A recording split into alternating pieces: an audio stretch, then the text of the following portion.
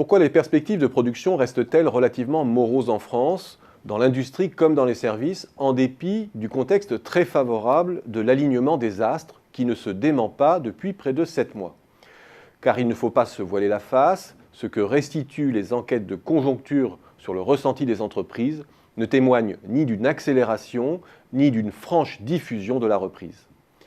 Il ne faut certes pas faire dire à ces enquêtes plus qu'elles ne nous disent. Elles n'ont pas vocation à scruter les horizons lointains, 3 mois ou plus, et n'ont en fait qu'un très faible pouvoir prédictif. Et de fait, elles sont le plus souvent en phase avec ce que l'on observe déjà. Les zones dans lesquelles elles naviguent, jusqu'en juin, nous disent donc que la production industrielle est au pire stabilisée et au mieux animée par un mince filet de croissance de l'ordre de 1 à 2% en rythme annuel. Petite reprise en vue donc, et second trimestre médiocre en perspective, qui ne devrait pas confirmer l'ampleur du rebond observé au premier trimestre. C'est peu pour une économie qui baigne dans un environnement favorable depuis plus de 2 trimestres maintenant, sans compter les avantages fiscaux qui concentrent leurs effets sur 2015.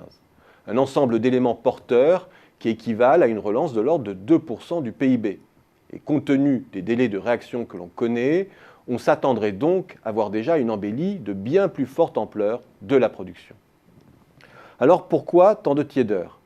La réponse peut paraître évidente, parce qu'après 7 ans de mini-reprise à rechute, nos entreprises restent échaudées, parce qu'on ne bascule pas du déclinisme à l'euphorie en un clin d'œil, et qu'une conjonction de facteurs favorables reste une conjonction dont on sait qu'elle n'est pas amenée à durer sur tout l'horizon d'un investissement.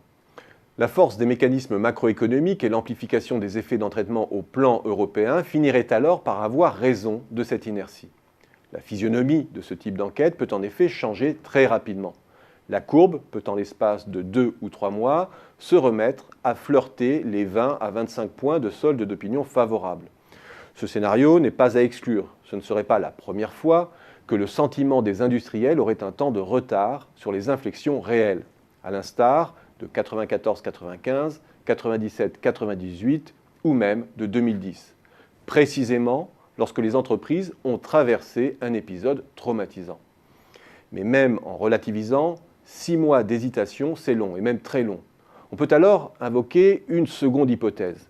Les enquêtes sont au diapason du ressenti des grands groupes du CAC 40 notamment, dont on sait que la part du chiffre d'affaires hexagonal est passée maintenant sous la barre des 30%, et dont la part en Europe décroît. Cela veut dire que leur perception est largement tributaire de la croissance mondiale, une croissance mondiale pénalisée par le ralentissement des émergents et le coup de frein américain. Leur vision consolidée des affaires les inciterait aujourd'hui à la prudence, même si leur structure de bilan est bonne, comme le confirme la récente évaluation du cabinet Ricol-Lasteri. Si ces groupes à large périmètre ont amorti les effets de la crise en 2008, ils participent aujourd'hui à l'inertie de la reprise. Assis pour certains sur des trésoreries considérables, on pourrait penser que cela annonce des lendemains qui chantent pour l'investissement, certes, sauf que la plupart de ces grands groupes visent maintenant des opérations de croissance externe, de rachat d'entités existantes donc. Cela ne fait pas de l'investissement au sens où l'entend la comptabilité nationale, mais rajoute au contraire à l'attentisme.